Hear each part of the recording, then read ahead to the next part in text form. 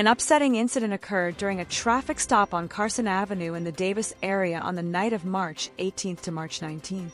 During the stop, an attacker, whose identity has not yet been determined, made an armed attack on Sergeant Doe in Biscarrat. Upon the incident, rescue teams were quickly dispatched to the area.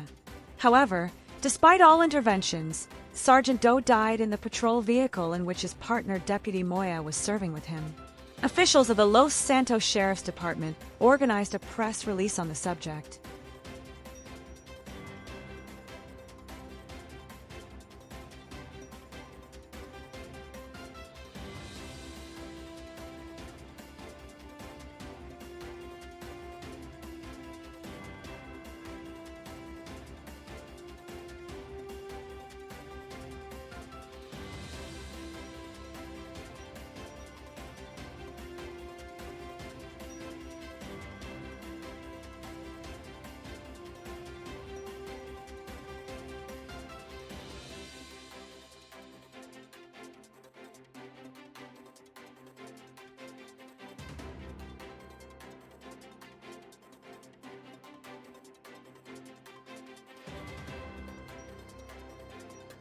Ladies and gentlemen of the press, thank you for joining us here today.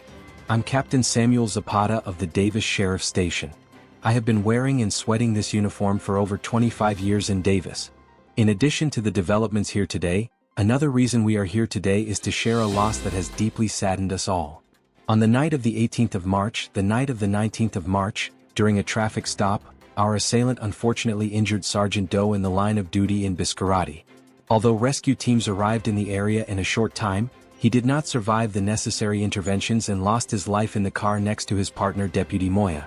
Our heartfelt sympathies go out to his family, loved ones and colleagues at this difficult time. His legacy, love of duty and bravery will live on forever by each and every member of this agency. I would also like to extend my condolences to Sergeant Catilla and Deputy Moya who were injured in the line of duty in connection with this incident. I am here today as the lead detective of the follow-up investigation into the attacks that led to the death of Sergeant Doe, to share details of the case with the public.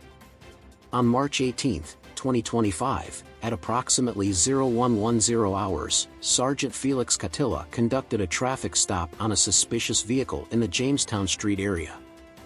While returning to his patrol car after collecting the documents of a white male suspect during routine checks, the suspect reached for a firearm and opened fire on Sergeant Catilla. The attack left Sergeant Catilla injured, and the suspect fled the scene in his vehicle. Despite extensive searches, the suspect evaded capture. Sergeant Catilla was urgently transported to Pillbox Hill Medical Center, where he managed to survive thanks to the tremendous efforts of the medical team. The Davis Station Detective Bureau is responsible for conducting preliminary investigations into all firearm-related incidents involving sworn personnel. At this point, our office initiated an investigation. During the inquiry, the suspect involved in the attack was identified as Dawson Hayes, a 28-year-old male resident of Los Santos, with a criminal history linked to violent and firearm-related offenses.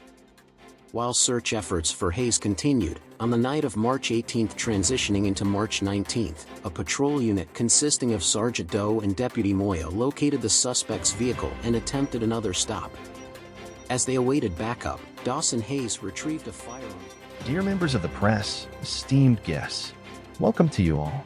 The reason we gather here today is a tragic and unacceptable event that has deeply shaken our community. A few days ago, the reckless and merciless actions of a criminal targeted not only our law enforcement but our entire society. Once again, we witnessed the grave threats faced by the brave officers who risked their lives to uphold law and order. First and foremost, I extend my deepest condolences to the family and loved ones of Sergeant Doe of the Los Santos County Sheriff's Department, who lost his life in the line of duty. He was an honorable officer sworn to serve this community. His loss is not only a tragedy for his family and colleagues, but for all of us. I also wish to state that I pray to the Almighty God for the swift recovery of the law enforcement officers injured in this attacker's rampage. Yes, dear members of the press, esteemed guests, the District Attorney's Office never takes such attacks lightly. Violence of this magnitude against law enforcement is not merely a crime against an individual.